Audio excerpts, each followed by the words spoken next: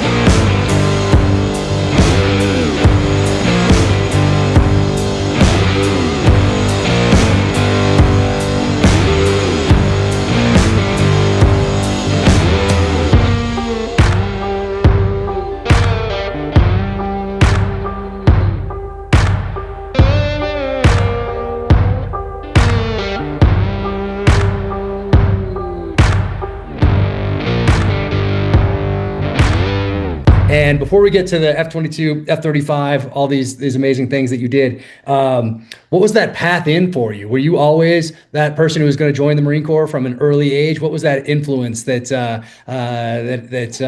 inspired you to serve? Yeah, I definitely meandered around a little bit, but I would say at a pretty young age, very randomly, when I was 5 years old, my parents moved to a town called El Toro in California. This is in the late 70s, and there was a Marine Corps fighter base out there. And my house lived literally under the flight path of the base. And so from about 5 years old on, every single day, 100 times a day, I'd look up and I'd see jets taking off, and they were Marine jets. And there's an air show every year, and it just got into my bloodstream. And I think, I looked at the Air Force, I looked at the Navy, all the military services, but I think there was always this piece that knew, like, I just wanted to be a Marine from the get-go. And it really was because of where I grew up. That's amazing. What was flying over that caught your eye the most? Was it F-18s at the time? What were they flying? Well, my first memory is the Phantom. So, you had the Phantom memory. I had the Phantom memory of making the model. Forget or somebody, but doing the model. Actually, I think my dad did it because it was a glue model. I was too young while we were watching the football game, and then I painted. I gave it this like crazy camouflage Vietnam F4 Phantom. Yep. But that's awesome. What was aircraft? Huge memories there, and very vivid for me. And and the F-18 showed up relatively shortly after that in the early 80s. The first Hornets were in El Toro. Blue Angels are flying Hornets. But my earliest memory is watching the Marine Corps Phantom fly overhead, and just it's captivating. And that really started my journey. Oh, that's so cool. So Blue Angels were right before F-18s. It was the A4, right? Yeah, exactly. And I saw them many times at El Toro too. That was really cool. I'd see them up in Northern California, and then I remember when they switched over, and I had all the books too. I still have a lot of them to this day, like kind of like coffee table books. You could get that really focused on the F-14 and then the new F-18, then of course I had all the. I borrowed them from a friend for a while, and now I have them here in the other room, though. The history of flight from Remember the Time Life books. I have the Vietnam 100% now, but then the Carrier War was in there because my grandfather was a Marine pilot.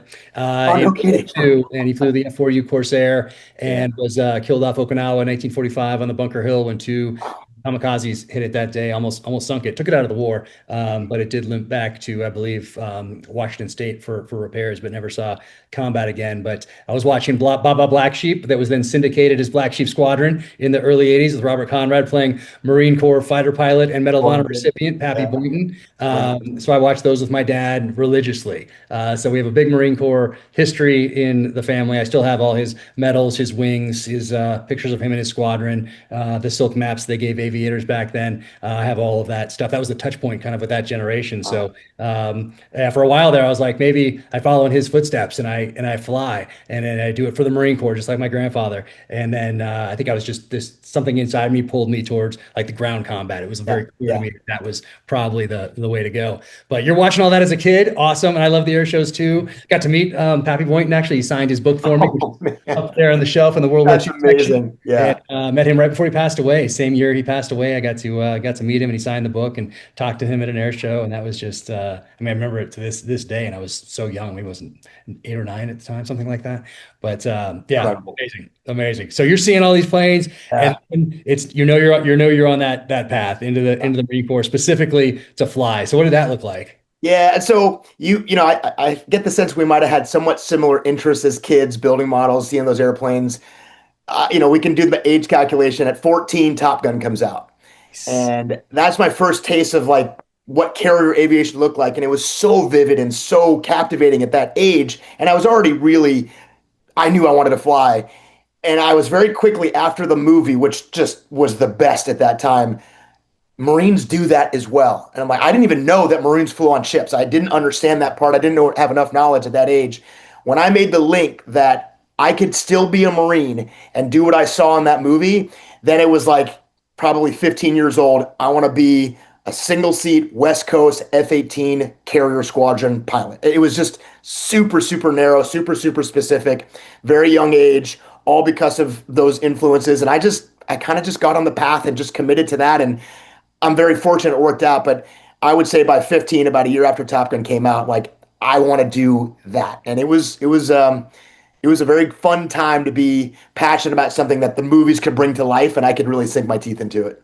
Yeah, I mean, that was the power of popular culture back then. And 100%. Movies, books, television, all those things. And a lot of them, the movies that we were watching, you had protagonists with backgrounds in Vietnam, typically. So all those guys, I mean, from Magnum to Sonny Crockett to the A-Team to one of the Simon and Simon brothers. All of those. Yeah, Airwolf, Stringfellow Hawk, like all of those protagonists had backgrounds in Vietnam, and now they're, a mercenary or a cop or a private investigator or a stuntman or whatever they're doing. Fall Guy was also the same thing.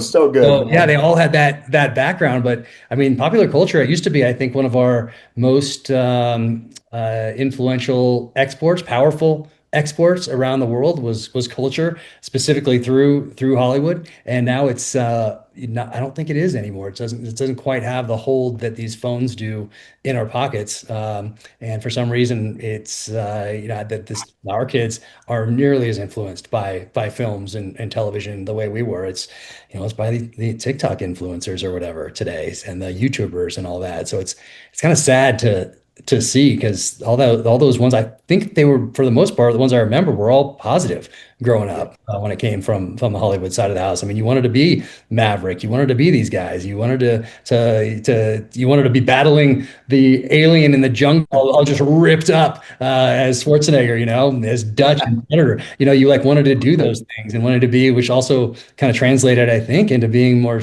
self-reliant, even, but at the same time being community oriented, protecting the tribe, your family. Like all those values came through Hollywood, and you just don't see it today. But I mean, Top Gun specifically was probably one of the most influential movies of the 80s. For sure. It was for me. And you just hit that litany. I mean, everyone struck a chord in my memory. So you nailed that. That was awesome to think about that. Those are all the same things I was thinking about and doing and wanted to emulate. At that age, like I want to be that. And that's kind of how it started. Yeah. So how'd you get into the Corps then? So I took a kind of a circuitous route. I really wanted to fly. I was back and forth. I had this sense of knowing I needed to be a Marine. And by the time I really understood being a Marine was more important than being a pilot, I went to this Marine Corps officer selection officer and I said, hey, I want to be a Marine pilot. He's like, this is no problem. That's a piece of cake. I'll sign you up. I'll sign you up for a ground contract and we'll transition it over to air. It'll be easy. And in my mind, I thought, oh, this is going to be the easiest thing ever. I didn't know exactly what that meant, but at 17, I'm in what's called a Marine Corps OSO, an officer selection officer, in my summer getting ready to start my freshman year of college. And it was like, a couple of basic requirements. Full-time degree was going to be required, some physical fitness stuff, and I had to go to a thing called OCS, which is essentially, boot camp for officers. And before I knew it, my summer after my freshman year of college, I'm at OCS in Quantico, Virginia, trying to figure out, am I actually cut out for this whole Marine Corps thing? And on a very traditional, very classic Marine Corps journey of just run-of-the-mill kid, no real special skills. There was nothing unique about me. I wasn't the smartest or fastest or toughest by any means, but Marine Corps has got this great program where they can turn a lot of people into Marine officers if they have a few components that are really required: commitment, passion, dedication. And I had those. I didn't have a lot of other things, but I certainly had those. And eventually earned my commission through like the standard platoon leaders class Marine Corps program.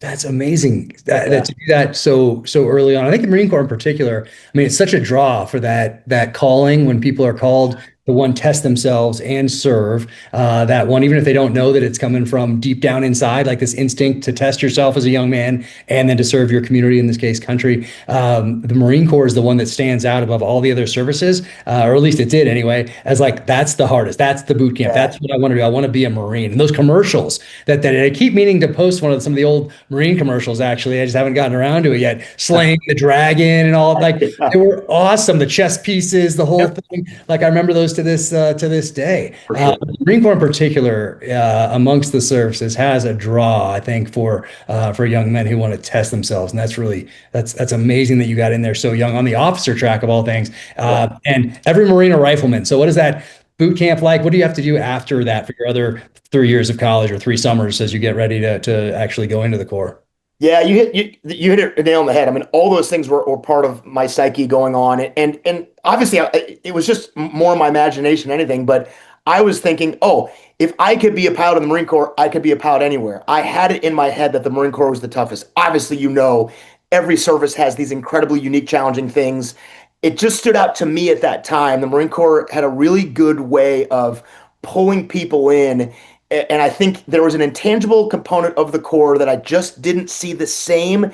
And because I grew up there, I knew I had to do that. And one of the things about that was what you just said was there's a part about what I found unique about the Marine Corps is that it was the service where you were the service. You were a Marine. And that to me had a component to it where even though flying was my passion, I wanted to be a pilot.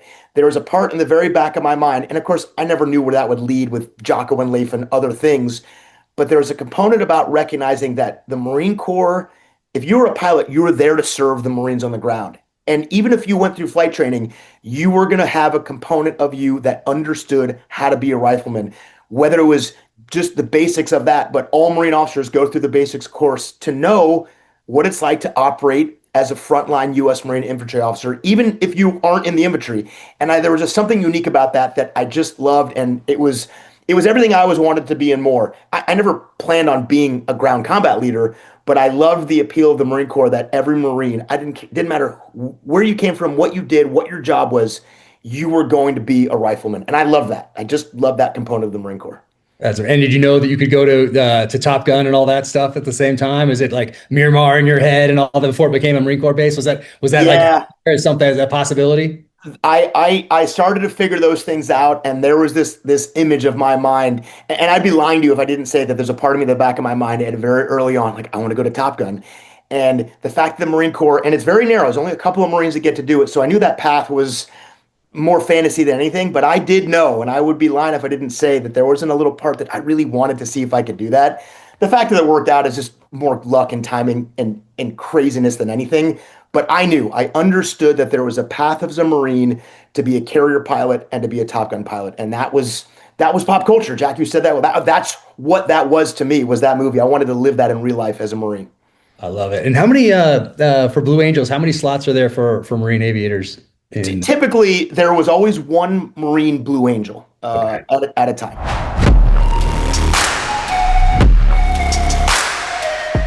The 6-hour P365 fuse. The fusion of capability and concealment. Its 21+1 capacity meets a razor-thin 1-inch grip module. for unmatched versatility and shootability. Fuse delivers the accuracy and grit of a full-size pistol right out of the box. Object-ready, compact footprint stainless steel slide with aggressive serrations. 4.3-inch carbon steel barrel, 21-round magazines. All the benefits of a full-size pistol fused with the concealability of a compact. A true crossover carry has arrived.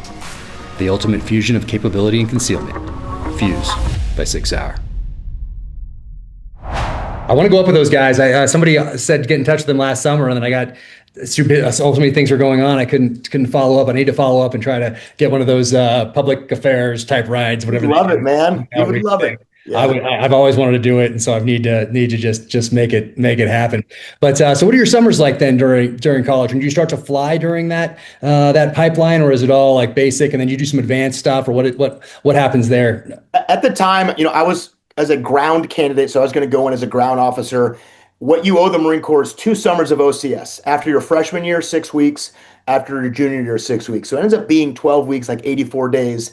And I think the Marine Corps does that intentionally, and it's fairly similar now. There's other ways to do it, but mine was the traditional path of freshman year, junior year. I think one of the things they're trying to do, because OCS was tough. It was a very challenging for me, very physically demanding. I was a young kid. I was kind of a late bloomer. And we call it PLC juniors, the first phase. It's awful. It's not fun.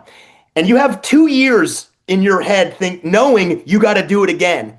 And I think part of what the Marine Corps is doing is making sure, like, you got to want to go, you're going to go do this whole thing again, that you know exactly what you're getting into. And it's a repeat. It's a little bit advanced. It has a slightly different tenor to it. But ultimately, it's 6 weeks of getting brutalized in Quantico, Virginia. And the entire time, that's happening. And I think it's really them making sure this is what you really want. And so to go back the second time, I think 3/4 of the battle of the second OCS, the PLC seniors, is just showing up and knowing what you got to go through again. And I remember the seniors program for me was much easier than the juniors program, because I'm like, hey, I can do this. When I showed up to juniors, I wasn't convinced I could do this. I was overwhelmed, intimidated. These were real Marines. And I was like, what am I doing here? When I went back 2 years later, I'm like, hey, I can do this. And I started to build my confidence. And it was just an easier program for me, because I'd crossed that bridge mentally of, okay, I can do this. I belong here. And I didn't enjoy it, but the second one was much easier for me.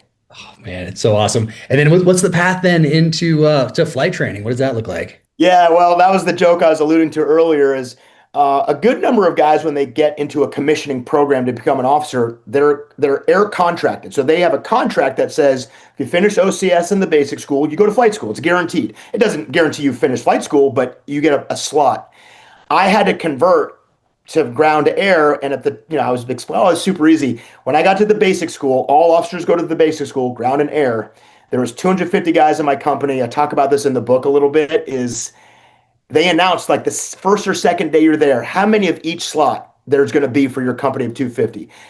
12 artillery slots, 14 infantry slots, 5 tank slots, whatever it is. And every billet is going to get filled. The announcement was 2 people were going to get air slots out of the 250. It's like, did he say 2? So there are some pretty stiff odds there. Now, you're not competing against all 250. Not everybody wants to fly.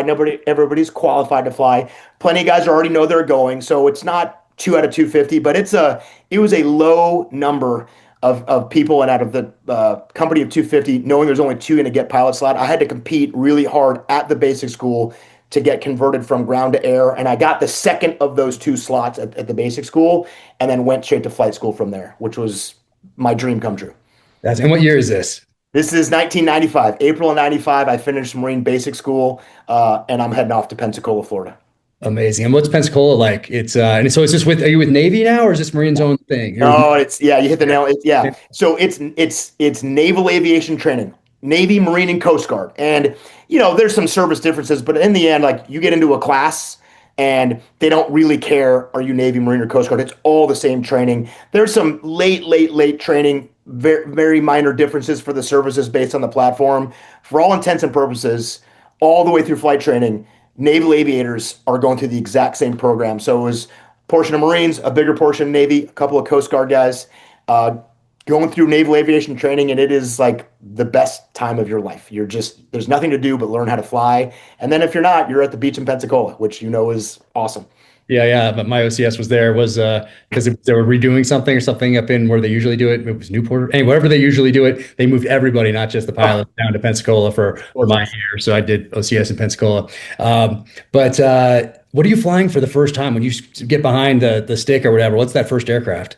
The first time for me, so I started flight school in 95, was something called the T-34C, the Turbo Mentor, a little single engine, orange and white propeller aircraft that I think maybe did 200 miles an hour, if that. And that was the fastest, biggest plane I'd never flew before. I didn't have any flight experience. So to me, it was the coolest airplane in the world. Looking back, it's a very humble start to flight training, but that plane is long gone. I'm aging myself because that thing has long since been retired. But at the time, that was the primary prop trainer for all naval aviation, was the T-34. And it's everybody do the same training up until a certain point, and then they're like, "You're going to jets, you're going to kilos, you're doing." How does that? What point do you branch off and start going to a specialty type of aircraft? Yeah, primary is and things have changed a little bit, but ultimately primary flight training in the T-34. At the end of that, you get ranked, and my numbers are close, but about 30% end up in jets. And so back in the day, it was jets, props, or helos. You're going to fly jets of some variety, some propeller aircraft, or for the Marine Corps, helos was just the C-130. So it was, if you wanted to get a chance to fly F-18s, the first hurdle was getting through primary and just getting selected for jets, which I finished primary into jets and then went into the advanced jet training pipeline at the time to see what jet I might end up flying, because there was 3 at the time. It's a lot different now, but back then the Marine Corps had Hornets, Harriers, and Prowlers, and you didn't know what you're going to get till the very end of flight training. But you got to get through that first primary hurdle and get selected for jets to get on that potential trajectory, which I left primary and then went into the jet pipeline. And is that like Corpus, or where do you go for that? Somewhere in Texas or something? Where do you go? Yeah, you could go. I started a place called Meridian, Mississippi, and started my intermediate jet training there. And I finished jet training when I transitioned to another platform in Kingsville, Texas. So the jet training is in Kingsville. Okay, so what's your first jet then you get behind when you're in training? First jet is an airplane called the T2 Buckeye. It's like a 1950s vintage, old school jet trainer, a twin engine, low slung tandem jet trainer that had been in service literally since the 50s. If you look at old legendary Vietnam fighter pilots, John McCain, all those guys, there's all pictures of them in the exact same T2 that I flew. And that's your initiation. You go from a single engine prop to a twin engine jet. It's a big leap.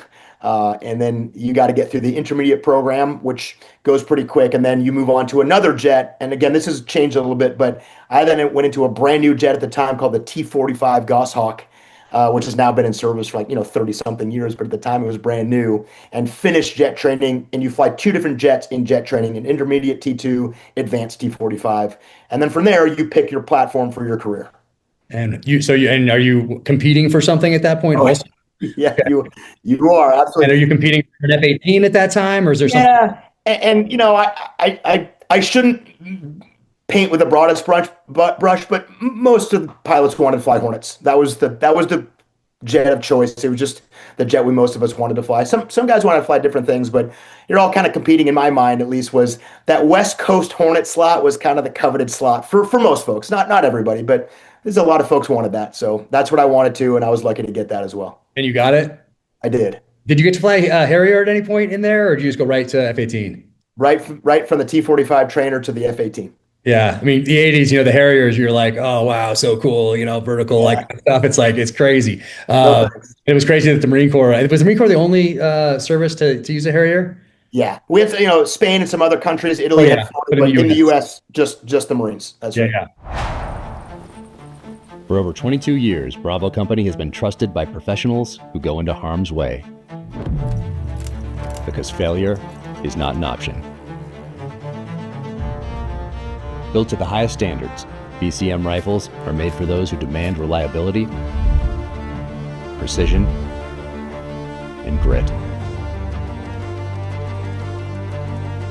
No gimmicks, no shortcuts, just tools forged for the fight.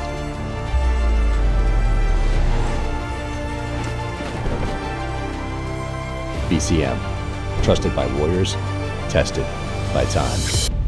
Go to BravoCompanyUSA.com to learn more. So you go West Coast F-18. What's it like to get in that aircraft for the first time? And they have a trainer one too, right? With two people, and then they have a single. Yeah. Well, the craziest thing about it is I went back to El Toro. And so I got stationed. West Coast Hornets in 1998 was El Toro. So the training squadron with those 2-seat, and there's both single and 2-seat versions, but the training squadron, everybody had moved down from El Toro down to Miramar except that one squadron. So the squadron as a little kid, or the base as a little kid, that I grew up, that got me on the path of flying Marine Corps F-18s. I end up in the very last class of students training at El Toro in the F-18. And randomly, I flew the last student flight in the Marine Corps F-18 out of El Toro, and they closed the base. I take off, I go up to the carrier in my F-18 training, and I do 4 days on the carrier doing carrier training. And when I fly off the carrier, I fly into Miramar because all the trucks had driven down. So my childhood dream of flying Hornets, which was born at El Toro, I flew the last student F-18 sortie out of El Toro and closed the base behind me. Just a crazy full circle life moment of, this is what I always wanted to do, and I managed to pull that off. The timing of it is just crazy. Wow. And how do you train up to land on a carrier, and how do you do that for the first time? You do a lot of what we call FCLPs, Field Carrier Landing Practice. It basically just means on the regular full-size runway, they have painted a box, looks like a carrier. They have the meatball, the visual lens that you look at just like on a boat, and you do hundreds and hundreds of regular landings. Regular runway, but in carrier format. And so you're getting graded every pass, and you're just doing it over and over. And the goal there is to replicate as best they can the size of the carrier, but it's on a regular runway. So in the end, it does a good job, but ultimately the real test is one day you fly off the field and you go over the beach and you're over the water and you got to land on that boat. And you've done it hundreds of times in practice at the field at something painted that looks like a carrier. But no cable. No cable, none of that. And it's like with anything, and I'm sure you know this better than anyone. You can train in the kill house. You can do all the best training in the world, and it is. But the water is the great equalizer. You know this as well as anyone. You cannot replicate that. The only way to get that is you got to go out there to the ocean. And so eventually you're at a boat and it's there, and there's nothing like it. It's not that you don't feel prepared, but you look at that and you're like, my God, it's such a difference. It turns out the training is incredible. The trainers are awesome. The guys that do the training, the field carrier is all great, but it's just not the real thing until you do the real thing. As you know about the boat and the water, there's no way to train for that other than just get out in the water. Wow. Is the first time, do you have somebody else with you, or are you in your own plane by yourself? No, naval aviation has figured out when you go to the boat, you go alone, and there is no instructor. It's just you by yourself, and you got to get aboard. Wow. Do they tell everybody hey, this is a new guy coming in? Everybody knows 100%. The entire carrier is geared for these training, knowing, okay, in this week of training, when the carrier's out at sea, this is a wave of students. And if it's your first wave of students that have never flown before, the whole carrier is aware of that. And believe me, they are accounting for that because a new guy at the ship is nothing like a veteran. Wow. Does it have to, old school, you hear them talking in the movies about having to turn into the wind or stuff like that, or position? Yeah. Is it still like that even with jets and everything? Yeah, the ship always steers into the wind. I mean, that'll probably be like that forever. It's required. And so you'll fly overhead, you'll do little loops, you'll see the carrier steer and kind of settle out on course, and they'll say, all right, start coming down, it's your turn. And the ship is heading in this direction into the wind. And it's evolved, but it's the origins of naval aviation, like what your grandpa went through, they are rooted in modern day carrier aviation. It's amazing. And what was that like to land for the first time? Did you hit it the first time, or to wave off, or what's that like to do that for the first time? I did some day landings in flight training. You go to the carrier in the T-45 before the Hornet. They really want to make sure you were cut out for that. And the thing that's crazy about it is when I did the T-45, my last phase of training before I selected Hornets, I did well at the boat. I got aboard my first passes. My grades were good. I was called the top hook. I had the best landing grades in my class. I'm like, oh, this is awesome. When I got to the boat in the Hornet the first time, fly to El Toro, I leave my hometown. This is the coolest thing ever. I'm going to go fly off carriers. It's the last phase of training in the F-18 before I figure out what squadron. I've dreamed about this my whole life. My first 2 landing attempts in the Hornet at the ship were horrible. They were horrible. I have a story in the book as well about just They were horrible. The first one was so bad, like halfway through, the guy's like, just go away and come back and do it again. It was so bad he wouldn't even let me finish the attempt. And the second one wasn't quite as bad, but it was bad enough that I missed the wires altogether, way long, way high. My boat experience, the first training experience in the Hornet, was, as they say, very underwhelming. I did not do well in the first day. I really had to gather myself and get better. But boy, I struggled. It was a gut check for me, learning that I was not doing well, and I had to figure out a way to improve very dramatically, very quickly the ship. I don't look back on those first two passes very fondly. They were rough. How did that second? Did your wheels touch on the second one, or is it Yeah, like, you bang into the ground, into the carrier, and you bounce right back up. The one thing that's good about the carrier is if you hit a cable, you know it instantly. There's no processing. I wonder if I'm going to stop or not. So if you bolter, which is you miss the wires, you know it the second you hit the ground, and it is like a crash. You bang in the ground, you fly right back up, and in a blink, you're back up in the air, and you're thinking, "Oh my God, all this prep, all this training, and I can't do this." It was rough, man. It was a rough start. I got through it, obviously, but at the time, man, it was a very challenging part of my aviation training career, no doubt. And is it a stick? You pull back on a stick and push forward on the throttle type thing, like in the movies? Or what do you do when you know you got? That's exactly right. You hit the carrier deck, you go full throttle, you pull back on the stick, and you go. You have it exactly right, and that's what you do. And then you're like, oh, guess I got to go try this again. Oh my gosh, that's incredible. And then at some point, you start doing it at night. Yes, in the Hornet. In flight school in the T-45, it's just day only, and it's more than challenging enough for a young student pilot. In the Hornet, if you're going to get selected for a carrier squadron, and there's only a small number of carrier squadrons of the 15 or 16 or maybe even more Hornet squadrons at the time, only two on the West Coast were for the carrier. So your carrier performance in training is really the determinant of whether you're going to go to a carrier squadron. If you're not good around the ship, the Marine Corps is not going to send you to the ship. And the real equalizer there is the night carrier landing. So that day carrier didn't do great. Got a good stern talking to, got to do a second day at the carrier to make sure I was okay. And they set me up at night my second day there. And that worked out. It was terrifying, but it worked out. I got aboard and had good enough landing grades that they were confident, and they sent me to a carrier squadron after that training. But yeah, that night landing is the ultimate. It's the scariest thing in the world, man. It's awful. I can't imagine, especially rough seas, some weather comes in. I mean, amazing. And is this, I forget where I read this because I haven't thought about this in 30 years until just now. It was in a book I read at some point early on, probably in the 80s. And it's, I can't even remember if it was a contemporary thriller or Vietnam or whatever, but something goes down, like everything, the electronics go down in the plane and it's all blacked out inside, and they're over the water and they have to find, I mean, it might have been Flight of the Intruder, it might be the movie, it might be the book, I can't remember, and they have to find the carrier, and they find the bioluminescence in the water, yep. And they follow it toward, is that a real thing? And was that from Flight of the Intruder? In my mind, when you said that, I've read Flight of the Intruder. I know that story, and I have to place it there. I suppose we're not necessarily right, but the connection you're making is exactly right.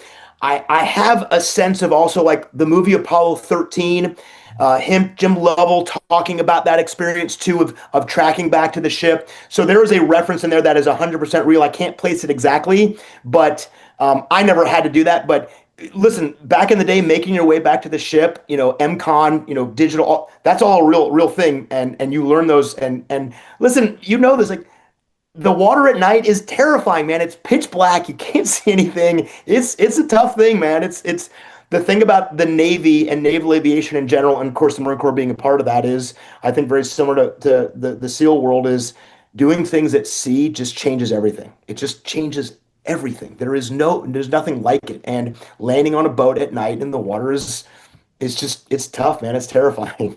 I mean, imagine those guys in the Corsairs and everything in World War II, trying with no GPS, trying to find their way back, like a heading, essentially. Different breed, man. A different breed. Those guys are incredible. Running out of gas, I mean, just amazing.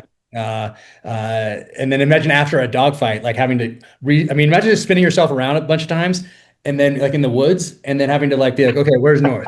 Without the sun or whatever else. And imagine these guys trying to, dogfight, trying to then find their way back to a carrier after getting discombobulated and then trying to get back to land. It's You guys just are legends, man. Legends. incredible. Absolutely incredible, man. So did you get one deployment in before September 11th, or what happens to you Yes, before? that's exactly right. I had a deployment before September 11th, and it was a deployment to Iraq.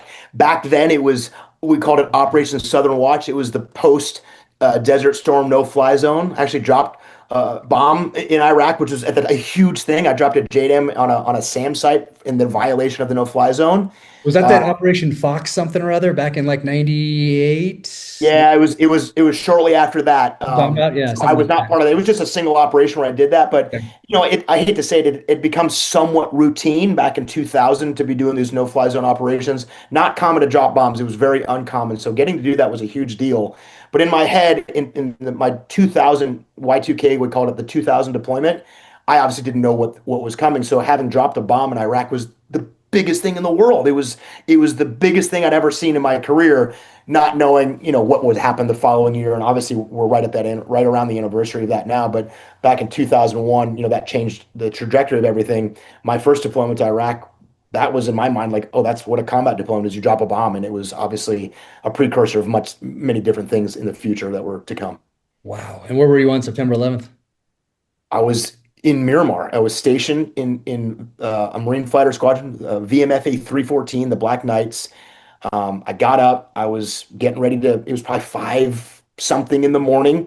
Like the post-workout shower, getting laced up my boots, getting dressed. I had this habit of flipping on the TV before my drive into work, and 8 something in the morning New York time is 5 something our time, and I'm watching, and I'm like, I got to get to work. Turn the TV off and drove. It took 2 hours to go 6 miles, because the base had been shot, all the craziness going on there. And that day, we went from a peacetime to a wartime footing, and I was in a active duty fighter squadron carrier based. And I knew war was coming. I understood that. I didn't know what was going to happen on that day, but I knew that day changed everything, no doubt. Yeah. What's the next deployment then when you get out of the US and head overseas after that?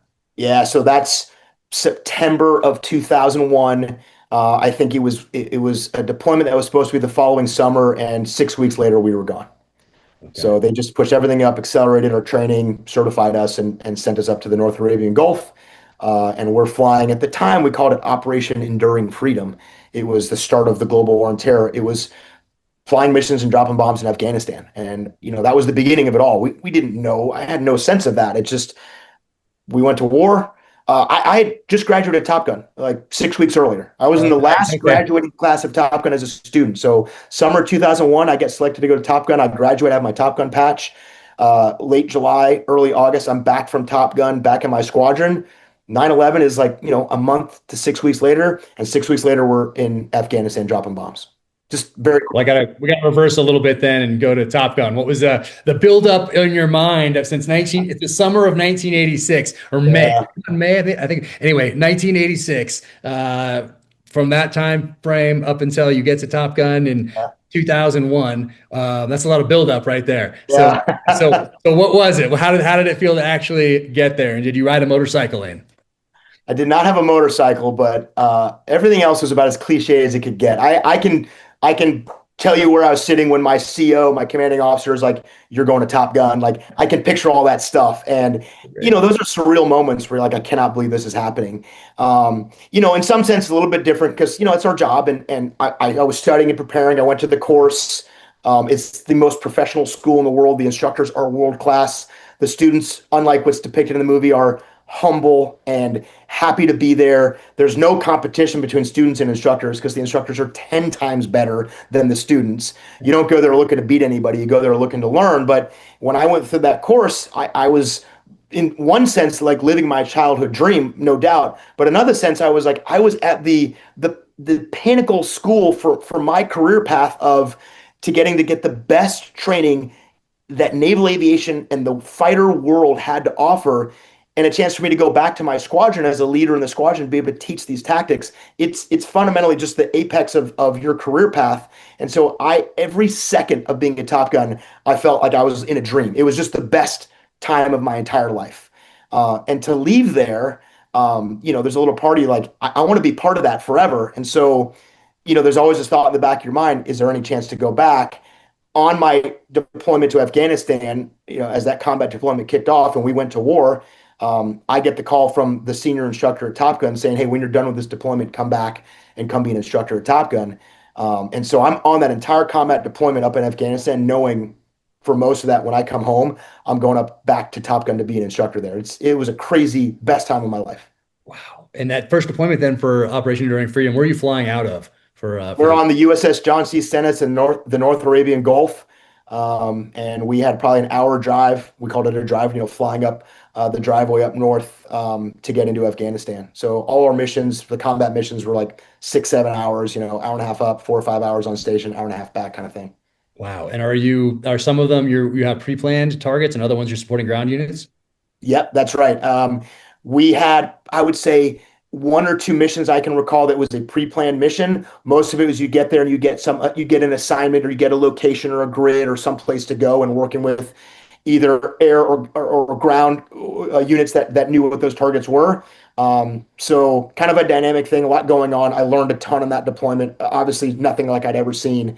Most of that was done at night. We were the night carrier, so they had 2 carriers in the North Arabia, just outside the Gulf, the Persian Gulf, the North Arabian Sea there, and we were like 8 at night to 8 in the morning. So I went months and months without even seeing the sun. We were just the night carrier flying combat missions up in Afghanistan and around the ship. It was a wild time. Yeah, we called it the NAG when I was up there doing shipboardings, the Northern Arabian Gulf, up in the NAG. Absolutely. What was it like the first time you're supporting ground units and there's people down there and they're guiding you in? Were you nervous? Like, hey, I hope these guys didn't just inadvertently give me their position like they're not supposed to do. 100%. Like that sort of a thing. Like you're going to trust them, they're trusting you, and you've met face to face before. I've done the Fallon, Nevada course. I think I did it two times, and then an update maybe. Anyway, something 2 or 3 times. But thinking about it then in 2001, 2002 timeframe, like doing it for real for the first time without an instructor there to make sure you don't bomb yourself in Fallon, Nevada. What was that like to drop bombs in support of a unit on the ground for the first time? It was certainly a very different experience because we didn't, to get a sense of and you probably remember this, the ground scheme of maneuver in Afghanistan was crazy. There was, guys on horseback. There was indigenous population they were building relationship with.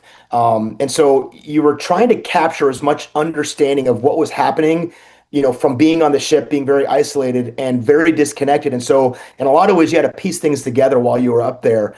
It was nothing like, a pre-planned mission from a known location, having coordinated with either, a JTAC on the ground or even just a ground component commander. So it was super dynamic. And a lot of that, there's a little component of paranoia of making sure you understood that. I will say, as a young, relatively young pilot, it was my second deployment, but, I wasn't the most experienced guy. One thing I recognized was the Navy, the Marine Corps, all the coalition forces were really good at coordinating air assets to support ground assets. And things that were supposed to happen, the SOPs, the checklist, the process, they work really well. You go to this place, you check on this frequency. They tell you what's going on. They push you another frequency. You go to this place to get your tanker. All this, what seems extremely dynamic and complex, which it is. But I remember thinking, like, all the things they taught us, this is exactly how it was. And so you felt, in some odd sense, you actually felt very prepared for it, despite having such little awareness of really what was going on in terms of literally, where they were moving, because that was such a dynamic, unique time. It was very non-traditional warfare and even non-traditional geopolitical circumstances on the ground there back in 2001 and 2002, Operation Anaconda, things like that. Just kind of a crazy dynamic environment. I learned that the way we fight wars works, and I just fell in on how we did it and kind of got on board. Wow. I just realized we were both in the Northern Arabian Gulf at the same time. I was just doing the shipboardings to enforce the UN oil embargo on Iraq. We thought we were going to Afghanistan, but instead we took over for Team 3, and then those guys ended up going to Afghanistan, and we ended up taking over the shipboarding mission out of Kuwait, but we'd go and get on the boats, head out there and do a little time on the Canibla? Anyway, some Australian ship, some US ones too, but I remember the Australian ones in particular because everyone seemed a lot happier on those ships. I don't know for whatever reason it was, but it was a distinct difference between the crew on a US ship that we worked off of and the I think it was an old US amphib that we had sold or given to the Australians, but they were all happy and they had some wine at dinner, like it was just everybody jumped in to help when a helicopter landed or whatever, and they brought food on. Like everybody jumped in to help. It was really cool to see. But we were up there floating around the same waters at the same time. That's Wow. crazy. Wow. Yeah. Yeah. Man, that's great. So what was the main thing you took back then when you go to Top Gun after that deployment? So now you've been you dropped your first bomb you drop in Iraq before 2001, and now you're doing pre-planned targets and supporting ground troops in Afghanistan and the global war on terror, Operation Enduring Freedom, and now you're back to pass on some of those lessons that you just learned on this deployment. What are you passing on to the guys to the students at Top Gun? Yeah, I would say generically speaking, the biggest thing that I remember us recognizing as a staff that we needed to do was make the training hard. Listen, Top Gun has an incredible history, a great legacy, and no one would ever tell you that Top Gun was easy.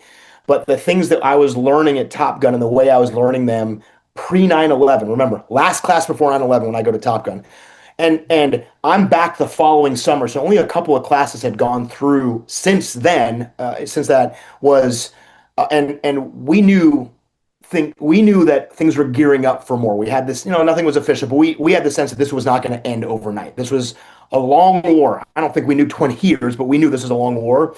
We started to really ramp up the challenge and the caliber of the training itself. We made the training a lot harder. We made it much more dynamic. We put the students through much more demanding environments to prepare them for unknown, uncertainty, chaos, lack of information, lack of fidelity, all the things that define what combat is you want to know all these things and you can't, but you still have to make good decisions.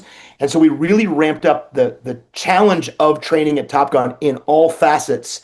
And then certainly over time, the 3 years I was there, incorporating more air to ground, more dynamic weapons, changing the syllabus to reflect the lessons that we were learning from the guys that were overseas in the middle of the fight there.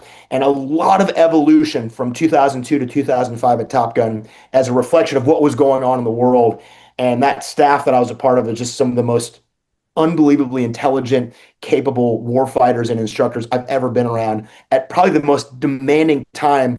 It was a generational evolution because we'd spent 10 years at peace. Yeah. And overnight, we were at war, and then 2 wars simultaneously, and all those things went along with that. So the training reflected that, and the training got hard. Well, for good reason. Yeah. As you know, same thing happened in the SEAL teams with our training. It evolved very quickly in a very dynamic fashion with lessons learned overseas and got incorporated into training very quickly. And then even more so when Jocko gets back, as you know, those stories from when he gets back from Ramadi. So your next one, then you're going to end up on the ground after Top Gun. Is that how it works? That's how it works. So is that a surprise, or did you ask for that? I asked for it. Okay. So you brought it up. I thought your question was super insightful early on about the Marine Corps. You mentioned that comment about the rifleman. I told you that was kind of planted in the back of my head. I wanted to be a Marine. I wanted to fly fighters, all that stuff. But the little part of me that wanted to be a Marine, so I joined the Marine Corps. I go to naval aviation training. I end up in a carrier-based squadron as a Marine, so it's all 4 years off carriers. And I go to Top Gun as instructor, which is the Navy weapons school. I loved every second of it. But as I'm thinking about, and by the way, I get to Top Gun as instructor. I'm flying F-16s. I get dual qualified. I'm in a second jet. All the things I ever fantasized. Student at Top Gun, instructor at Top Gun, senior instructor at Top Gun, combat deployments, carrier link. Every check in the block was done. But there was one tiny little thing in the back of my mind that felt like I hadn't done this uniquely Marine Corps thing, whatever it was. I didn't quite know what it was, but I had this sense of I wanted to leave. I was ready to do something else because all the things I dreamed about were done, but it's like I had to do something I thought uniquely Marine. And the mission for me as a pilot that is uniquely Marine that none of the other services do is to be a forward air controller. The Marine Corps will take a fully trained, qualified pilot and stick him on the front lines with the frontline battalion, and they'll be calling in airstrikes.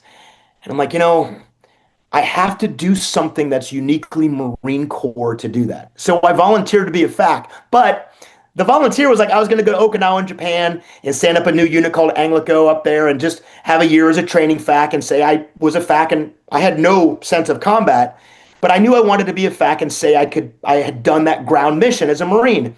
As soon as I get to Japan, that unit that we're standing up asked for volunteers to go to Camp Lejeune to support an active duty ANGLICO unit, 2nd ANGLICO, to go to Iraq. And I get there and I'm like, hey, this year-long deployment to Japan is not going to happen. I can't not volunteer. So I volunteered to go support in Iraq. And then as the senior FAC at the ANGLICO unit, I was responsible for assigning teams to geographic locations.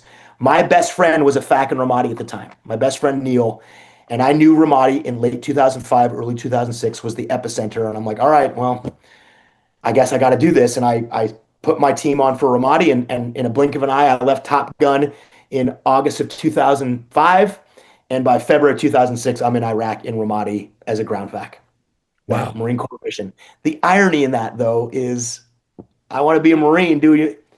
I end up getting connected to a Navy SEAL unit to support an Army brigade. So even in that Marine Corps unit, I'm still very, joint in that, and I'm working a ton. Obviously, that's how I got to know Jocko and Leif and Task Unit Bruiser, and we were supporting an Army unit together. So my Marine FAC experience was really supporting the Army brigade, and I ended up working with these two SEALs and their task unit, which was the highlight of my career. The guy wants to be a pilot his whole life. He's on the ground, in firefights with a bunch of Navy SEALs thinking, what am I doing here? It was crazy, man. It was crazy.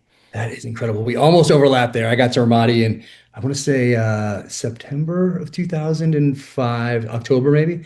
Yeah. October. Anyway, somewhere in there. Well, then in the battalion he's with was 3rd Battalion, 7th Marines. If you were there in September of 05, those guys, what was going on there. That's amazing. Yeah. So I was there we ended up turning over with Jocko, but in early 2006, I went to Baghdad to get attached to this CIA unit there, and as the only military attached to that, which was awesome. Gotcha. And informs a lot of my writing to this day. So I can imagine. Yeah, I can see that for sure. But yeah, we're sneaking over the wall in Ramadi, going out in the middle of the night with the sniper mission with a bunch of our host nation force guys that were training up and going up to do that. But when Jocko's crew got there, I was already in Baghdad, and I stayed there for a little while longer when everybody else turned over with Task Unit Bruiser in Ramadi and went home. And then I just stayed a little bit longer because it was such a dynamic time and so cool to be attached to a specific unit at the agency at Baghdad. So we almost crossed over there. It was in Iraq.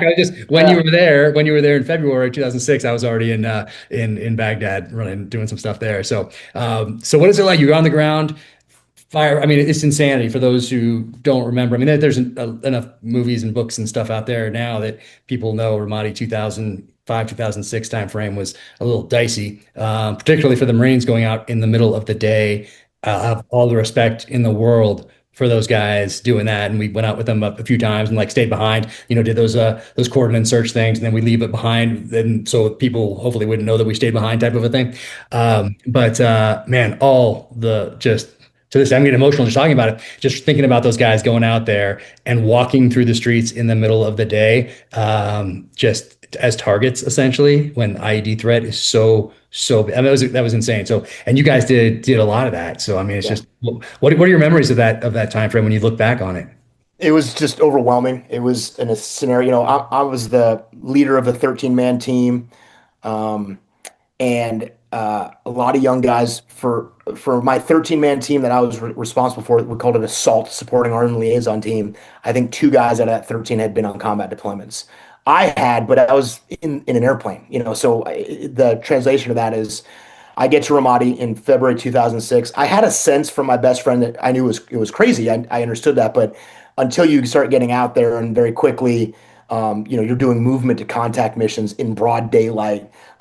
Some of this, like the most urban terrain, that central portion of the city of Ramadi, which is 400,000 people crammed into 12 square miles. And then you could go 5 miles away and it was like you're in a jungle. It was this totally different environment. And I recognized very early on that despite in my head, I thought I'd be working out of an operations center at a desk, was like the need for marine aviation and the need for aircraft to support the ground was undeniable, and there was more need than we could service, and the only way I could do that was from the front. And so I started doing operations with the soldiers there. Very quickly, Jocko's task unit came in. This, the SEALs, you have to know, I hold them in the highest regard. These are people I just had no sense of how incredible they were. The reason I ended up working with them, the reason there was synergy, like why is there a Marine pilot and a FAC working with a SEAL team, is they had JTECs. They had guys that could control air. Amazing guys. I know them to this day. They're unbelievable guys. But that mission, in some sense, took away from really the primary SEAL mission. They didn't really want to be calling in the airstrikes. They wanted to be doing some more SEAL-centric things.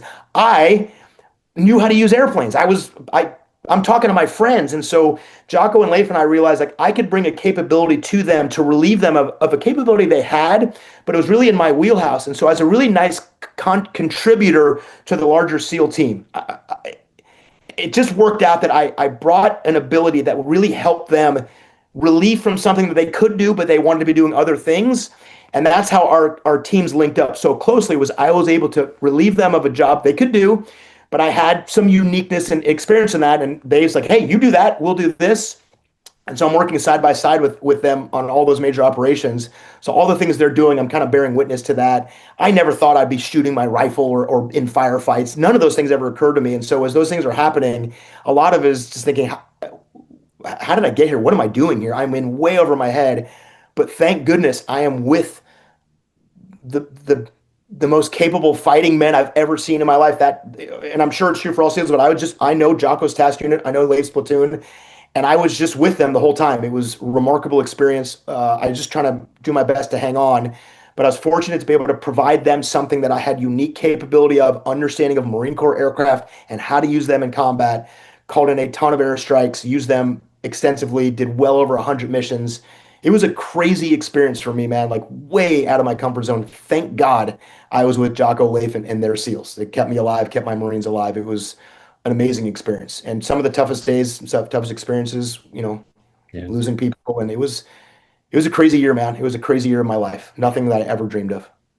I want to give a very special shout out to SKB Cases for partnering on this year's Cry Havoc pub boxes. I love SKB cases. I use them for my rifles, pistols, shotguns, bows. The kids use them for their musical instruments. We use them here for the audio-visual equipment. There are thousands of ways to use SKB cases. And in my case, see what I did there? I use it for my books. And right here, Cry Havoc, available in hardcover, ebook, and audio. SKB, thanks so much. And did the Marine Corps issue like a M16A1, and then did you get something better when you got to the task? I got an M4. I got a fancy M4 as nice weapon, some good ACOG and a good sight, laser IR pointer and stuff. I had good kit. ANGLICO wasn't a frontline unit. It wasn't special ops, but it was kind of trending more towards like how recon operates. So we had some really great custom kit. I had all this cool gear. Didn't know how half of it worked, but I had, GPS. I had these binoculars that we could do targeting. I had a cool M-Biter radio and a laptop that could do precision strike targeting on it. I had great gear. I had a rover. I had a bunch of cool stuff, man. We were all teched out. Yeah. Oh man, that is wild. And you stay there past when Bruiser leaves? Do you stay because you're there for a full year, or do you leave with them? No, I got there in late February and I left in late September. We probably had about a month offset. I'm there about a month, 5 weeks before they showed up. I leave late September. They're gone probably another month or so later. So we were offset by about a month and maybe 5 weeks, something like that. What did you take from that experience and then take with you either personally or professionally into the next phase of your life? Well, I understood. Yeah, I understood that fighting on the ground there's nothing. Ground combat there's nothing like that. Nothing. And I don't mean to diminish my experience in the air. I relish that. That's what I think I was born to do. But leading Marines in combat is the hardest thing I've ever done. I will tell you, losing a Marine in combat is the hardest day of my life. And I took back with me the significance, and I don't mean this to sound cliche, but how important leadership is. Leadership was undeniably the most important thing on the battlefield in my time there. I know that's true in every unit, in every mission, in every environment in the world, most certainly in combat. And my success and failure, and I had plenty of both in Ramadi, always came down to leadership. And it gave me a new appreciation for how important it was to be able to lead in a difficult environment. And I was surrounded by men that shared that same belief. And I took back with me is if you're going to get through a difficult time, you have to lead your way through it. I mean, the cliche is like I wrote the name of the book is The Need to Lead. There's a humorous Top Gun nod to that, which has some pop culture reference, but it is the undeniable truth. Like that's how you're going to survive. You need to lead. None of this other stuff's going to technology, leadership, and Ramadi on the ground leading Marines that was solidified a lesson that I'd been taught and I kind of knew, but it became hardened there. And that stayed with me forever since then, is the need to lead. And leading Marines on the ground in Ramadi was the pinnacle of my leadership challenges. I learned a lot. I had a lot to improve on. I was lucky to be around some incredible people, but that was the ultimate leadership challenge for me.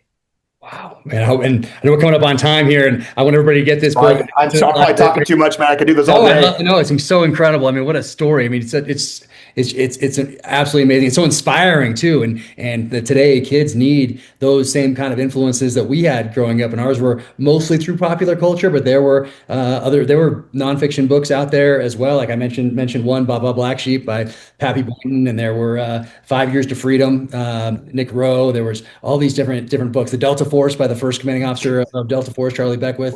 And so there were these books out there that you could track down at the library for the most part. And now these different influences are coming in from getting fed through algorithms to these kids. So for people to hear this, that are thinking about, oh man, thinking about joining the Marine Corps, it's possible to fly. Oh, my Instagram or YouTube or influencer didn't tell me that, or whatever. Like that might be a path to take. So it's so inspiring, your story. And I have to ask, and I might have to push my next thing a few minutes. But F-30, F-22, F-35, these next generation fighters, like how do you end up in those? What are the difference between those two things? Do they still have a stick? Is it like, what is that like when people see these things? And I was looking at them, like I said, right before we hopped on, and I didn't realize when they actually entered service or their first flight were much earlier than I expected, like late 90s for at least one of them. But they don't really come into the public conscious unless you're reading maybe a Popular Mechanics type of a magazine, or one of those types of things. You're not seeing them the way you are familiar with an F-14 or an F-18. How do you end up in those? What's your next step that leads you to being in these aircraft? Well, I hate to make you late, so I'll try to keep it short, but it's a crazy story. I'm going to text right now. I'm going to turn my phone tell him Dave's making you go long. But I need a few more minutes. I'm going to see here. Yeah. In the world of just crazy circumstances, the F-22 had its first flight when I was training F-18s in El Toro, and someone cut an article out of the newspaper and taped it on the wall in the F-18 ready room. And I remember seeing, like, what's this thing? The F-18 is the best airplane in the world. What's this F-22 thing? That's 97, I'm guessing. If you can go back and your listeners can Google that, and I'm pretty sure it's 97.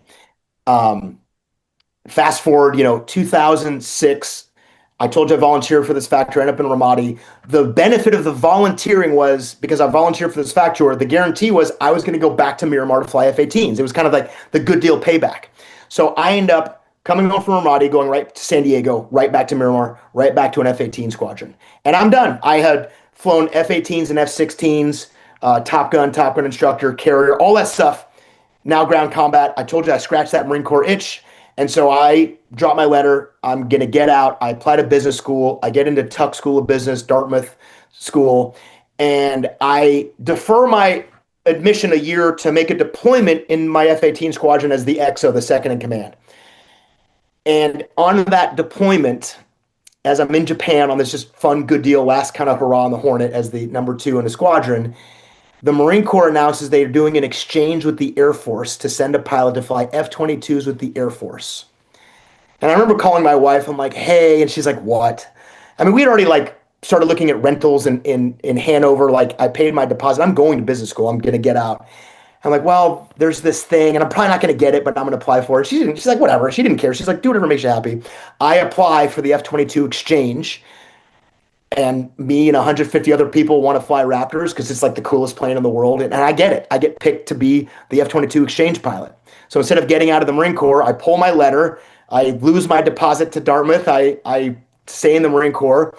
I then become the only Marine to ever fly the F-22. I go to Air Force training at Tyndall Air Force Base, get qualified in the Raptor, and I get to Santa Nellis Air Force Base to fly F-22s with the Air Force as a Marine on this exchange. And the whole point is this F-22 is this brand new, crazy capable, stealth, new generation, 5th generation airframe that's going to kind of usher in this new era of aviation. And in a couple of years, the Marine Corps is going to get this thing called the F-35 that they're starting to build. It, like you said, it takes a long time. And like Marine Corps says, if we send a pilot to go fly with the Air Force for 3 or 4 years, he'll learn a bunch of things about this transition to this new generation that the Air Force is figuring out now.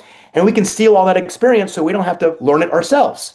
So I'm kind of like a guinea pig in learning 5th generation modern stealth fighter tactics.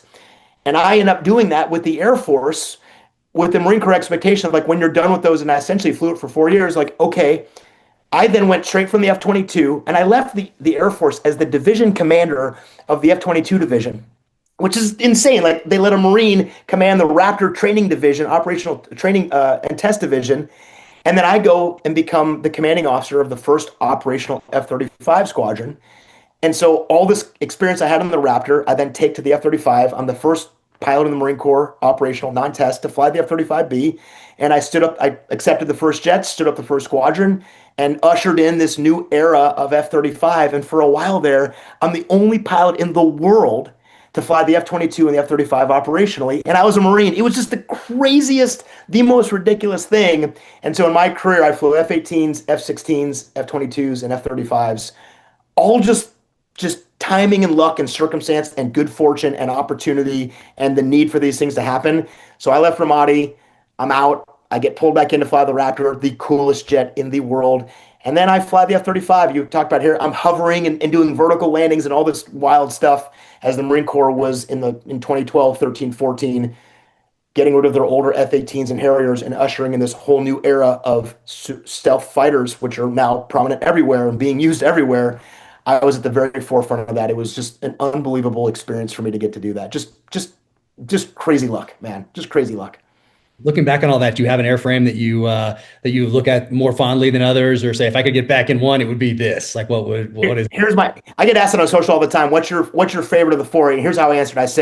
I type in an answer. I say all of them, and then I type in another answer that says Raptor, because really? The F-22 there's just nothing like it. It is just the fastest, hottest, most. It is if you're going to fly a fighter, fly the F-22. Now, if you're going to go to war, the F-35 is the most capable machine. It's the technology. It's unbelievable. But if you're going to fly a jet, for me, and I flew hundreds of hours in, the F-16, thousands of hours in the Hornet, hundreds and hundreds of hours in the F-35. The Raptor, there's nothing like the Raptor. It's the coolest jet in the world. So my answer is all of them. Raptor. That's amazing. And so that's what generation are those two? Those two are considered the same generation of Yes. They're called 5th generation, F-22 Raptor, F-35 Lightning. And so the next one coming in is the F-47, is that right? Yeah, so that's 6th generation. That's like, and you talk about that long, that stuff's been in development, and it's going to take a while to get there, but that'll be a whole nother generational leap of capability and technology built on the F-22 and the F-35. And so we're always trying to stay a generation ahead of our peers and our counterparts and our threats, our enemies. And the 6th generation, that's what that represents. And that's the future. That'll make me a dinosaur. It'll be an era of airplanes that I don't know anything about.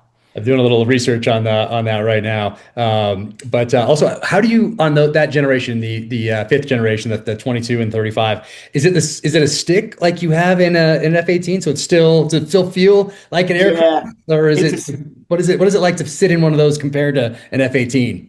So the cool thing is, jets are all pretty intuitive. The big transition from flying, the F-18 has a center stick, like a traditional old school in the middle, your legs in the cockpit. The F-16 has a side stick, and it's like very little movement. So I'd flown side stick in the F-16 for years, flew a ton in the side stick airplane. And so when I went to the F-22 and F-35, they're also both side stick. I had flown a side stick airplane before, but honestly, it takes about 5 minutes. These jets are so well designed. They're so intuitive. They're so easy and simple to fly that the mechanics of flying a jet, whether it's center or side stick, super, super easy. The Raptor and F-35 from a just flying standpoint, tactics and technology very different, but just flying it around, super, super fun, super, super easy, very intuitive. Not a hard transition at all. Wow. That's incredible. You got to do all. So you're staying, it's operational. And with Top Gun thrown in, you never have to go to like the Pentagon or ever have to do like a staff tour or get coffee for somebody or anything like that. You're like running the whole time. It was crazy. And I hate to admit it, but so I leave the F-35. I did 4 years flying Raptors, 3 years flying F-35. It's just the best thing. They send you off to school, war college, the senior level college. And instead of me going to war college, they send me on a fellowship to Johns Hopkins. And I'm basically a civilian for a year. I did a master's at Johns Hopkins. And I have a master's in public policy from School of Advanced International Studies. I got an MBA there, like all this crazy stuff. They sent me to the Pentagon. I did about a year and a half in the Pentagon doing staff work, and then I retired. Well, that's perfect. That's good to have a little off ramp like that. I had that experience. I'm like, I don't want this. And amazingly, just to close the loop on this, the day I decided, so I gotten selected for colonel, and I got selected to go back as a colonel to fly F-35s again. And I knew the future, and something in my mind was like, I knew I needed to do something different. It was ready in my life. The day I submitted, I declined command, I declined promotion, and I submit for retirement. That day, I'm in the Pentagon bus driving to the parking lot.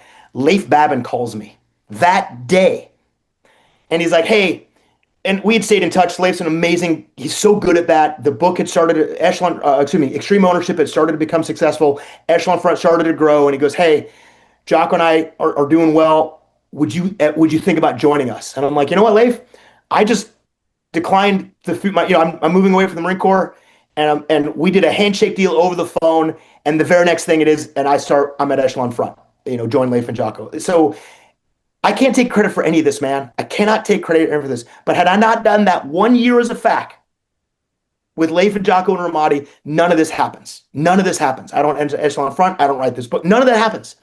And you have to just recognize these things beyond my control. The fortunate experience that I've had all led me to now I'm back with Leif and Jocko working for them at Echelon Front as teaching leadership, the lessons we learned in Iraq and other places, and helping people. And it's like the ultimate culmination of my 23 years is I get to pass it on to other people in their lives. It's a crazy full circle story that happened to me, that I'm working for them now. And it's been 8 of the best years of my life.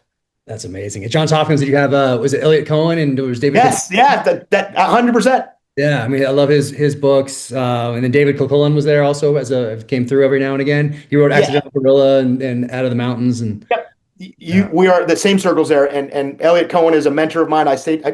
He was one of the first people I sent the advanced copy because I was a terrible writer. He's an amazing writer, and I'm like, I'd been in school in 20 years. I'm getting his master's, trying to all these brilliant kids getting policy degrees, and he's like, you need to work on your writing, man. Like, that's funny. I have his books over there. I was reading them, when I was still in the military. I was trying to educate myself and be a student of warfare. And that's the one regret that I have, is that I didn't get to get that master's degree right when I would have gone. We got put in that exceptional family member level 4, I think they call it, with our special needs son. So and that was near the end, like right when I would go as an 04 to post-grad school or somewhere else. So I never got to go and get that degree. And it's all like self-education, essentially professional development on my own by reading all these guys, but being dear friends with David Kilcullen and just reading everything I can possibly read. But I wish I could have done the Johns Hopkins a track, or just post-grad school in Monterey or something along those lines. But you got to go to the creme de la creme. And last week I was in Georgetown actually filming a documentary on terrorism,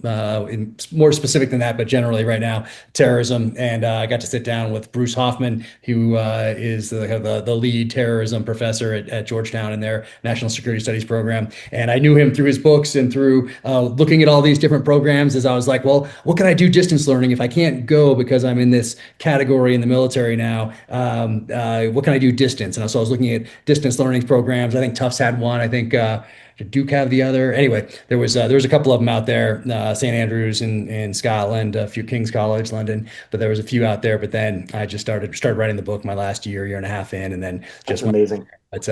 But I do wish I could have had a little classroom time, and sitting down with Bruce Hoffman last week in Georgetown and interviewing him, and the cameras are all there for this documentary was just so cool. I mean, education, and he had a wonderful time too. We had just a great time talking to each other, and now we're emailing back and forth, and it's because he was really a part of that, that counterinsurgency type of education and lessons learned and all of that, part of that crew, just like David Kilcullen and Elliot Cohen. Bruce Hoffman was like a part of that. Everyone discussing and looking at lessons learned and looking at the culture and looking at all these different things as far as professional development goes, and how we incorporate counterinsurgency training into what we're doing in Iraq and Afghanistan in order to move the needle. And so it was great talking to him. But anyway, you getting to do that reminded me that I did not do it, and wish that I had. It was remarkable. Elliot Cohen ran the department, focused on strategic studies. John McLaughlin just immersed in and obviously Johns Hopkins and Georgetown, Harvard, just these 3 premier institutions, but being in the heart of DC there one of the highlights, one of the best experiences. I was so grateful and so lucky to have him as a mentor, and to this day look up to him and obviously his writing. So I didn't realize how many circles you and I have overlapped in different times in different places. It's really cool to hear you tell that story. You obviously know I'm a huge fan of yours, and I know how well informed what you do is. Despite, I suppose you could say it's, in that fictional element, but it's so well informed, and the tentacles there of those different things as you're describing your own self-study and the linkages of those people and what they were able to teach. It's so evident, man, and it's so cool for me to make this connection with you in real time. And then looking back, realizing similar places, similar times, similar experiences. It's such an honor for me and so remarkable. But I love that we just made that Elliot Cohen, SICE, strategic studies connection to that world, because I loved that. It was and also forced me to start thinking again outside of the military. I had graduated college in '94. It's now 2014. I'm at Johns Hopkins trying to get a master's degree, and I'm like, that is a skill that had been atrophied tremendously. And now I'm working for Elliot Cohen trying to impress this guy. That was a high bar. I was so lucky to have that experience. So fortunate.